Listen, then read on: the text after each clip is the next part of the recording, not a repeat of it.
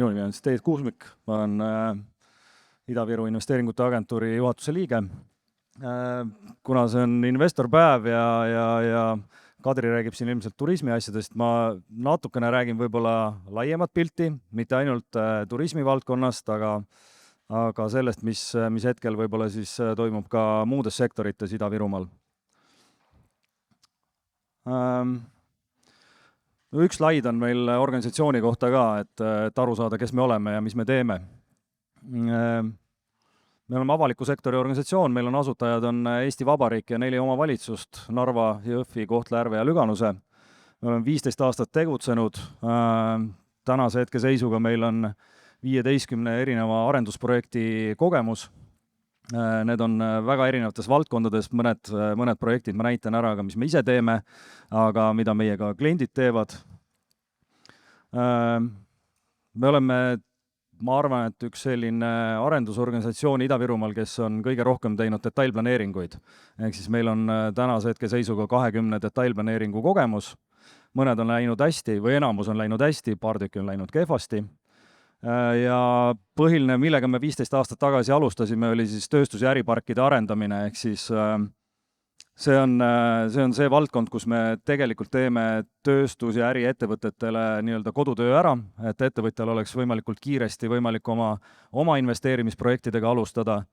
Detailplaneering sisuliselt ja ütleme arendusprojekti arendus tööstuspargis tähendab seda, et me teeme ära planeeringu, on olemas ehitusõigus, me oleme alati ise kinnistute omanikud, me ehitame välja infrastruktuuri, nii et ettevõtjal on sisuliselt vaja enda poolt siis nii palju, et osta kinnistu, projekteerida hoone ja lüüa kopp maasse.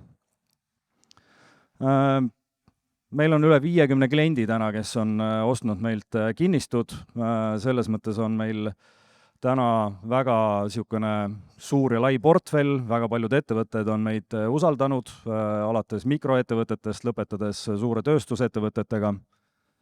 Ja tänaseks on 25 investeeringut tehtud, see tähendab erasektori investeeringuid üle 200 miljoni nendes tööstus- ja äriparkides ja otseseid töökohti on loodud üle 1000. Hetkel on ehituses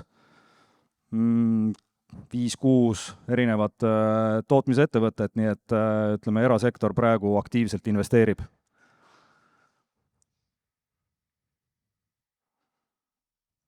Ja puldist järgmine slaid. Ahah, nüüd me kihutasimegi. Nii, puldiga ei saa nüüd hakkama. Ahah. Tundub, et mul on siin pool parem.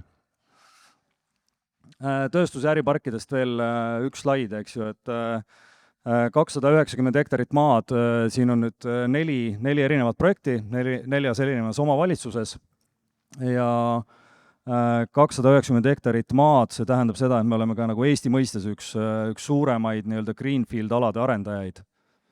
Hetkel meil käib siis Jõhvi äripargi teise etapi infrastruktuuri ehitus. Need, kes hommikul olid varajalt üleval ja bussiga jõudsid Jõhvi, nägid, et meil on tempo isegi nii kõva, et me praegu paneme asfalti maha, nii et niisugune viimase hetke tegevused, nii-öelda last call.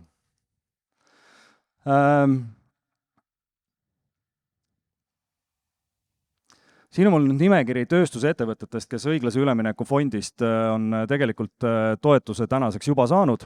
Paar projekti on seal, mis on ajakirjandusest läbi käinud, mis on ära kukkunud, aga see nüüd näitab seda, milline investeeringute maht tänu õiglase ülemineku fondile tegelikult Ida-Virumaale on tulemas. Ja siin on ainult tööstusettevõtted.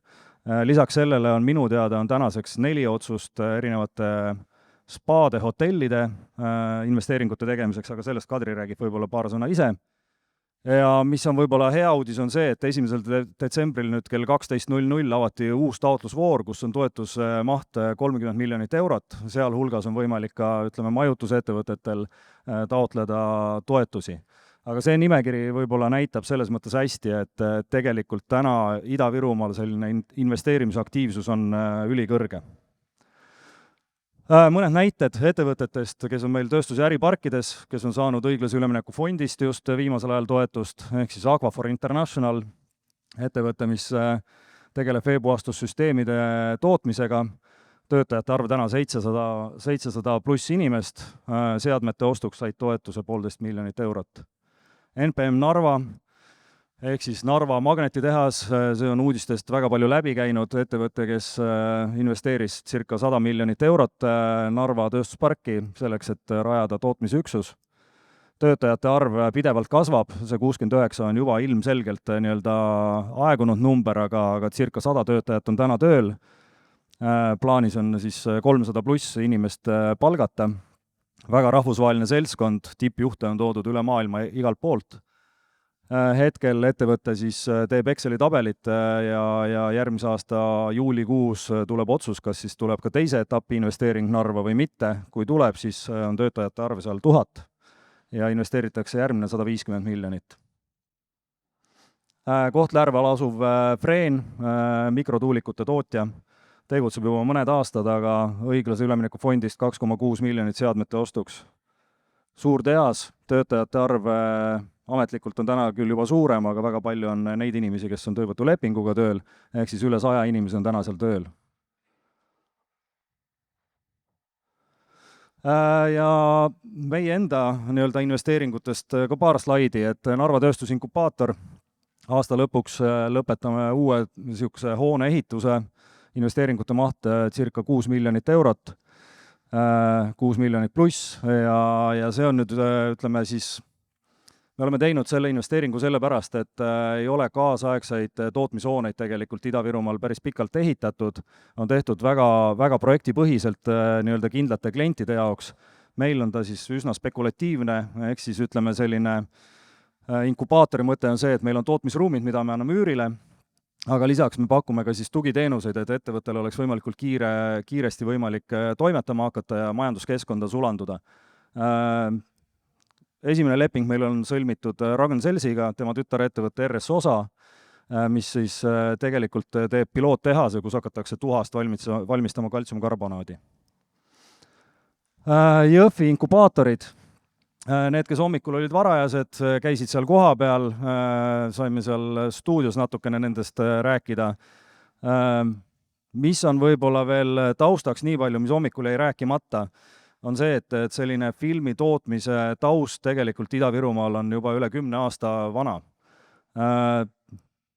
Viru filmifond on toetanud väga erinevaid projekte, mis Ida-Virumaal tehtud on. Osaliselt või siis täielikult on filme tehtud siin mitukümmend tükki. See on siis Viru filmifond on nii-öelda selline tagasimaksefond, mis siis toetab filmi tegemist, et kui filmi tehakse Ida-Virumaal, siis selle filmiprojekti tegijad saavad nii-öelda tagasimakse ja ütleme, need kõik kulutused, mis tehakse siin, majutus, logistika, toitlustus, kõik muu nii-öelda taust, see nii-öelda rahaliselt jääb siis Ida-Virumaale. Aga selle projektiga jah, ütleme augustiks 2026 peab meil valmis olema. Täna hetkel meil käivad konsultatsioonid mingi 4 filmiprojektiga. Otsused tulevad ilmselt järgmise aasta alguses, kui on nii-öelda nende projektide finantseerimised koos. Kõige kuulsamad asjad, mis siin võib-olla osaliselt tehtud on 1944 film, O2, seesama The Agency, vaadake Paramount Pictures eelmise aasta sügisel tegi 10-osalise seriaali, tunnete Narvast väga põnevaid kohti ära. Lisaks me tegeleme Narva lennuvälja arendusprojektiga, ehk siis, et liikumised saaks kiiremaks, sinna kõrvale äripark, see äri, mida me oskame, et oleks võimalik väikelennundusega seotud tootmisi, ütleme siis teenuseid tuua Ida-Virumaale ja et suurettevõtjatel tegelikult logistika muutuks kiiremaks, et oleks võimalik charterlendudega saada siit nii-öelda põhilistesse haabidesse. Ja viimane projekt, Ida-Virumaal Tallinnast vaadates on see mõnes mõttes naljakas, aga ei ole tehtud uusi korterarendusprojekte just linnalises piirkonnas. Erandina võib siin Narva-Jõesuu välja tuua, kus on neid projekte tehtud, aga hetkel meie siis valmistame ette Jõhvi kortermajade projekti. Plaanis on ehitada 4 kortermaja, igas majas 19 korterit ja seal me oleme täna siis nii kaugele, et planeering on tehtud, me oleme maaomanikud, hetkel tegeleme siis projekteerimisega. Loodetavasti järgmise aasta alguses lööme kopa maasse. ja see on minu poolt kõik, aitäh kuulamast!